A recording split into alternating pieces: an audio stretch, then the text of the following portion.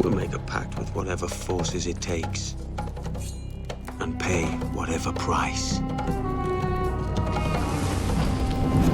12 callous and ferocious villains of the Constantine universe. Best supernatural rogues gallery. What's the DC universe without a controversial antihero? Constantine adds one more feather to the cap of this rich legacy and has been hailed as a tough protagonist with questionable morals and habits. This magician was created by the likes of Alan Moore, Steve Bissette, Veitch, and John Totleban, and first appeared in the horror series The Saga of the Swamp Thing. His first appearance showed him as a sorcerer, who often became the supernatural advisor to the protagonist. The character was inspired by the police and had a faint resemblance to Sting. It wasn't until 1988 that Constantine was given his own title, Hellblazer.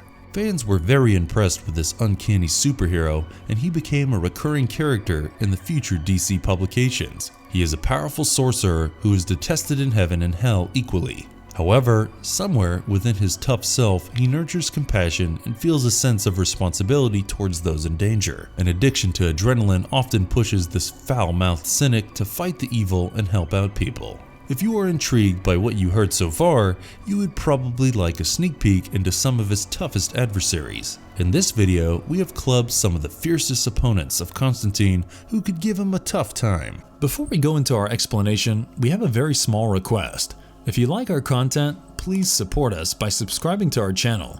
This is a small click for you, but for us, it means a lot. Thank you. Let's begin.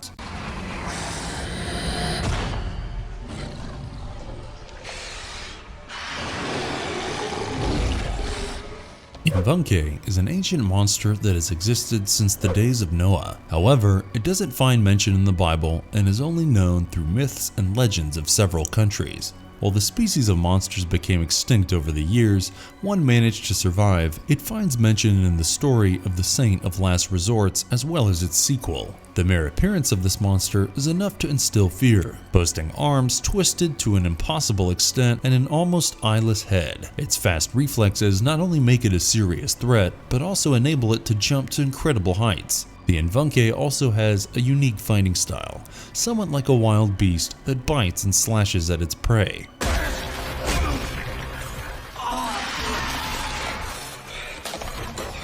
As per the storyline, Zed Martin, the artist with an ability of clairsentience, first sensed the behemoth and drew a picture. This helped Constantine to comprehend the monstrosity that he was up against. He teamed up with his ex-lover Anne-Marie Flynn to take it on, but after realizing that the Invunche was invincible, she shot it to escape.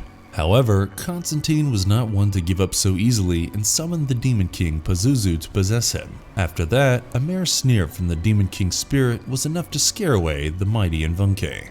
The Golden Boy. This is where John Constantine met his match. The Golden Boy has all the powers that Constantine possesses and is, in fact, his mirrored twin brother from another dimension. In John's timeline, he did not survive during childbirth, and there are several theories that explain the mishap. Some believe that his father was responsible following a botched abortion attempt, while others feel that John himself accidentally strangled him to death in the womb with the umbilical cord. However, in this alternate universe, he is alive and the greatest spellcaster ever. In fact, the story is so reversed that John is the one who died as a fetus. In many ways, he is actually superior to John. He is the better wizard and even better looking. The similarities in appearance with John are hard to miss, but he maintains longer and more golden hair. The Golden Boy is a recurring character in Hellblazer, and later he was reintegrated into the DC world in the comic The Hellblazer Rebirth. The biggest power of the Golden Boy is his ability to manipulate the events in John's life. He often subjects John to all sorts of trouble and is responsible for giving him lung cancer and memory loss. The Golden Boy has absolute control over the synchronicity wave traveling and at one point became almost omnipotent with such overwhelming abilities. John had to use all his guile and trickery to survive through the hurdles thrown towards him.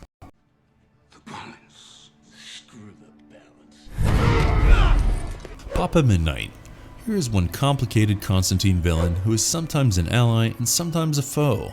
He first appeared in the Hellblazer issue 1 and was created by Jamie Delano and John Ridgway. Papa Midnite is seen in two forms in the course of the Hellblazer series. The first looks like a bald, bulky man who wears impeccable suits, while the second form resembles a slim, bearded man with a white suit and hat. According to Papa Midnite, Constantine only saw the first form because he expected to see something like that in his mind.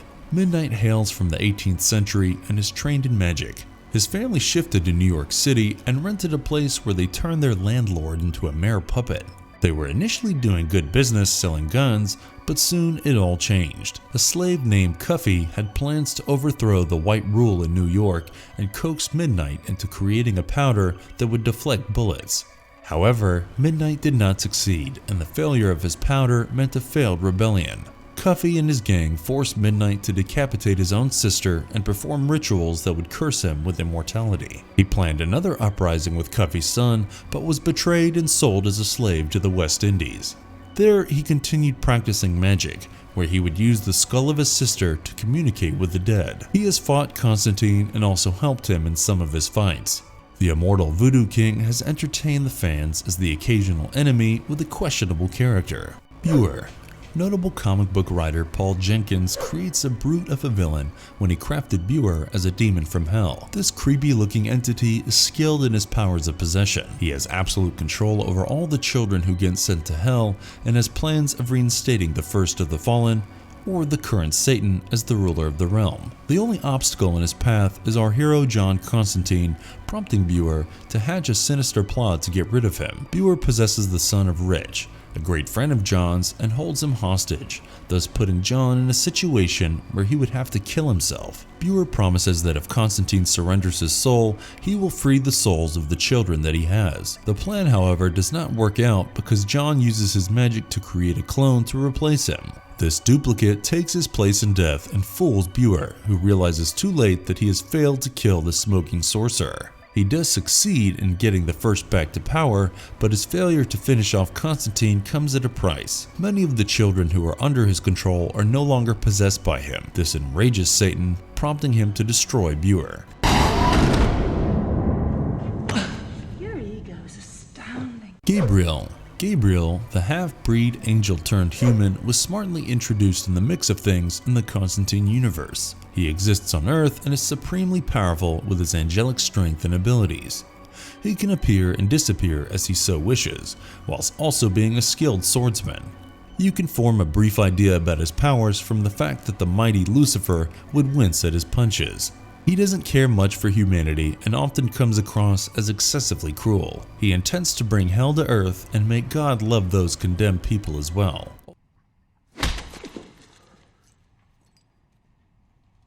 Although Gabriel can match Lucifer in terms of power, he is always wary of him.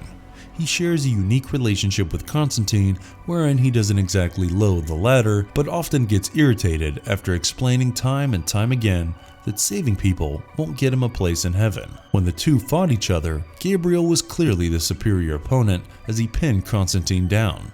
He keeps taunting Constantine for his holier-than-thou attitude, and the two largely disagree on their ideologies. When he was suffering from lung cancer, John repeatedly requested Gabriel to cure him, but the latter refused and coldly asked him to die for his sins. As revenge, Constantine tricked Gabriel into having sex with a succubus, causing the latter to run back to God, who turned him into a mortal. Despite some of his villainous ways, do keep in mind that Gabriel actually loves God and wants all his creations to be worthy of his love.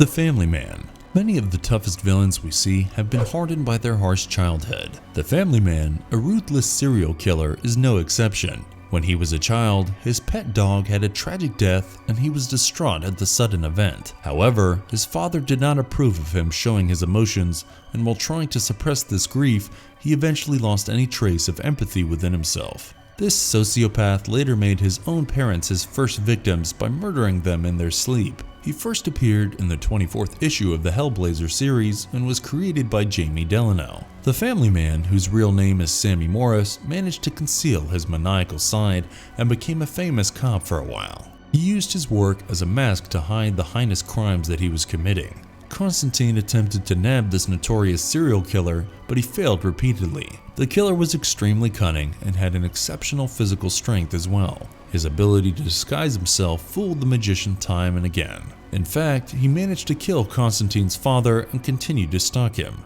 Eventually, John tricks him out in the open and shoots him dead. The family man had a fitting ending when his body was chucked into a lagoon, giving Constantine his revenge.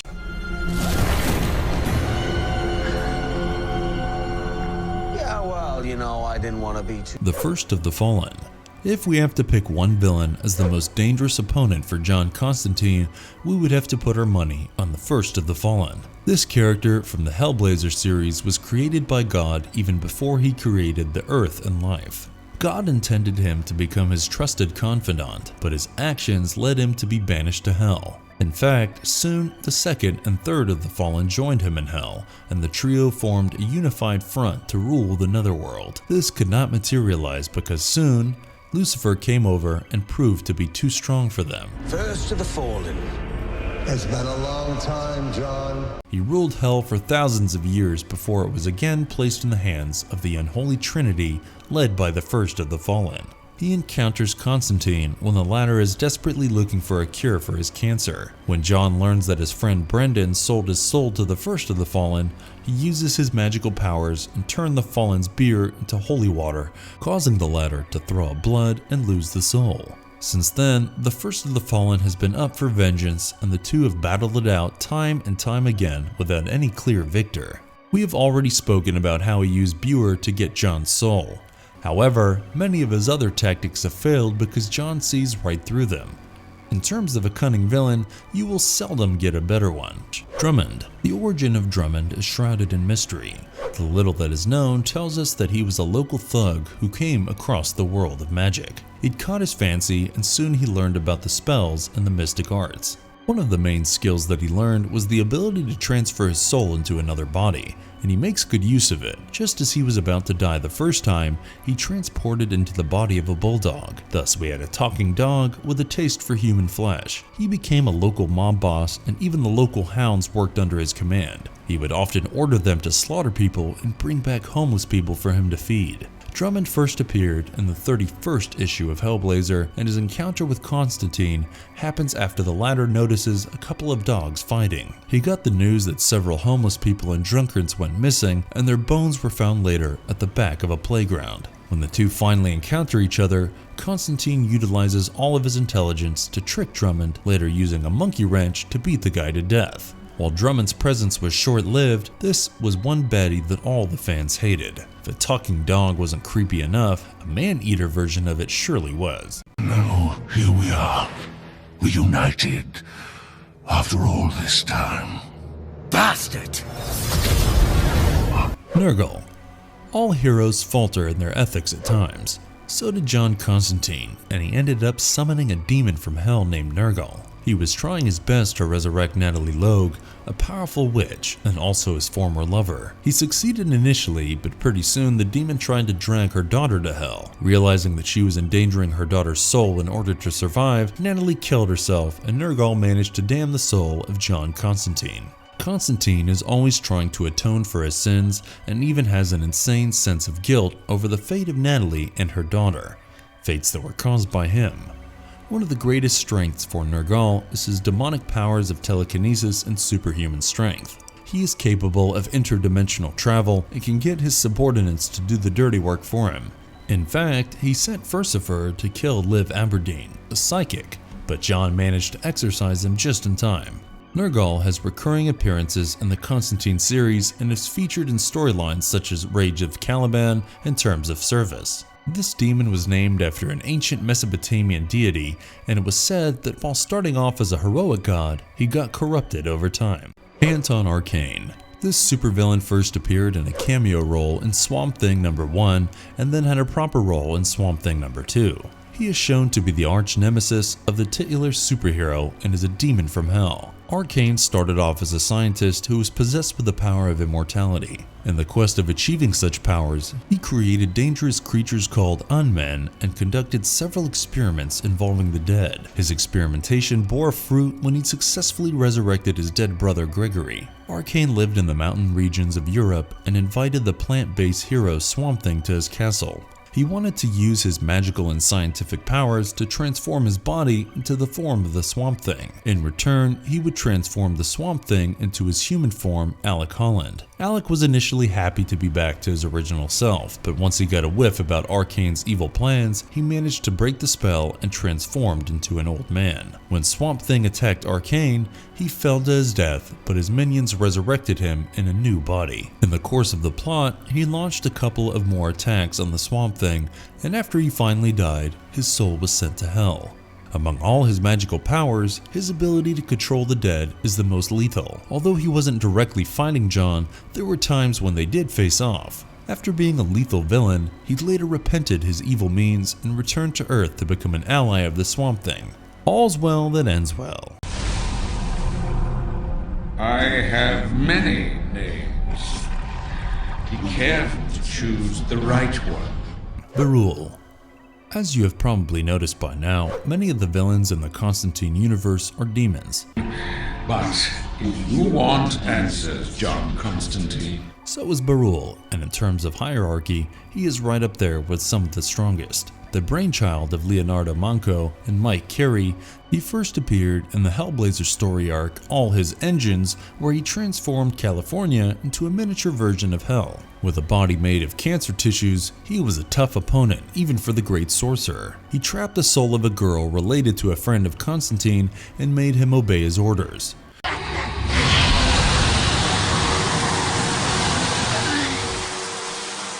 He drew him to California and used his abilities to eliminate any competition. Constantine had to kill other demons for Beroul, and in return, the cunning demon grew his hell larger than ever. Beroul is a shape-shifting demon that can trap human souls inside a single cell. Besides these, he possesses incredible strength and knowledge that makes him all the more invincible. However, he is not immortal like John or some of the other demons. In fact, Constantine took advantage of his mortality and summoned the god of death to eliminate him.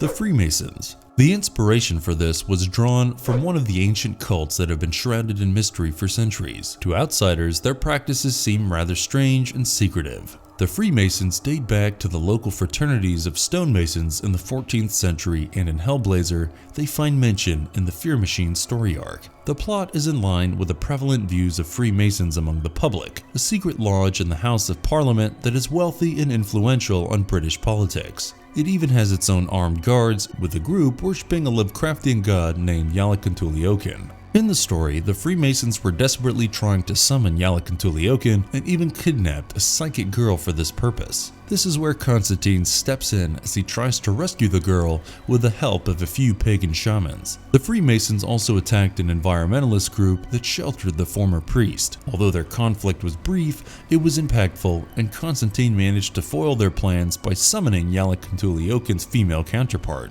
While you might question the ferocity of this group, their mysterious ways and strange rituals will certainly make them one of the unique villains in the Constantine universe. And if you liked our content, don't forget to leave a like and subscribe to us if you haven't already. Have a good one and be safe. Thanks everyone.